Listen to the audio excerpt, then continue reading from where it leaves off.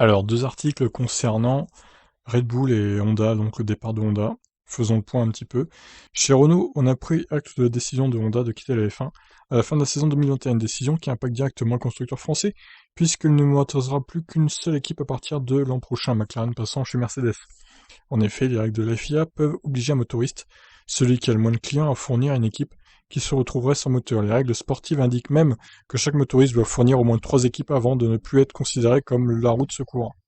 Au cas où Red Bull et ou AlphaTauri seraient dans cette situation d'ici la fin du premier tiers de la saison 2021, Renault pourrait être obligé de fournir ses anciens partenaires. Sylvain Abiteboul, directeur de F1, futur Alpine F1 Team, assure qu'il fera ce qu'il faut si besoin. Nous connaissons les règles et nous nous y conformerons, assure le français ce soir. Red Bull n'a toutefois pas encore sollicité son ancien partenaire selon Abiteboul. Elle a jusqu'à fin mai de l'année prochaine pour trouver un motoriste pour ces deux équipes.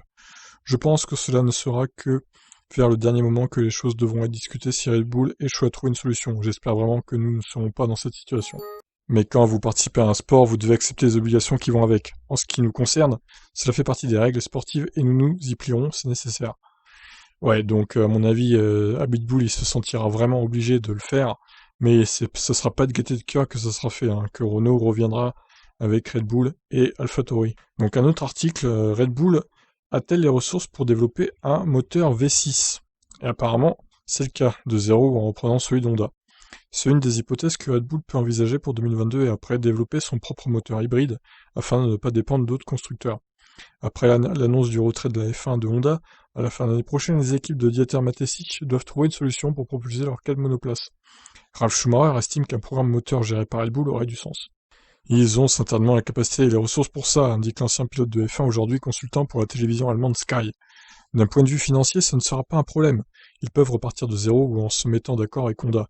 Avec Honda, ils ont un partenaire qui peut leur offrir de l'aide pendant la phase de transition. En 2021, ils auront encore un moteur Honda. Peut-être que Red Bull peut prendre le relais et reprendre le département de développement de Milton Keynes, où Honda est basé pour sa logistique, après cette année. Ensuite, ils pourront le financer eux-mêmes. Le problème, c'est que le développement est assuré au Japon, à Sakura. Ce n'est malheureusement pas l'endroit idéal pour développer un moteur dans une catégorie où toutes les équipes sont basées en Europe. Peut-être qu'un certain transfert est possible. Il y a des usines en Europe capables de développer un moteur de F1, à commencer par l'Autriche, chez AVL, qui collabore avec Honda. Je suis certain que Red Bull étudie cette possibilité.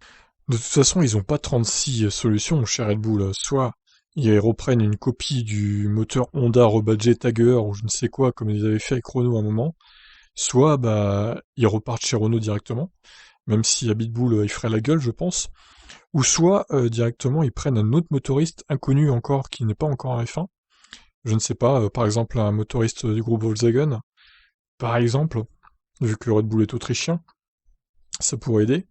Ou alors, Red Bull et AlphaTauri quittent la Formule 1, mais bon, ça, franchement, ça serait le pire scénario, et je ne pense pas que ce soit envisageable, ils ont envie de continuer aussi, donc je pense pas qu'on en arrivera là quand même.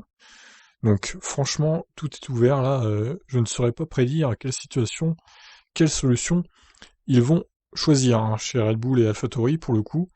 La plus évidente, la plus simple serait qu'ils reprennent Renault, la plus économique aussi je pense, mais s'ils veulent se lancer dans la motorisation eux-mêmes, alors là, ça va être encore autre chose. Hein. Donc bon, attention Red Bull à faire le bon choix.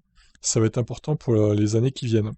Sur ce, je vous laisse réagir. Qu'en pensez-vous du cas Red Bull? Est-ce qu'ils doivent retourner chez Renault comme c'est le plus probable, ou alors est-ce qu'ils doivent développer leur propre moteur V6? Je vous pose la question. Allez, ciao tout le monde.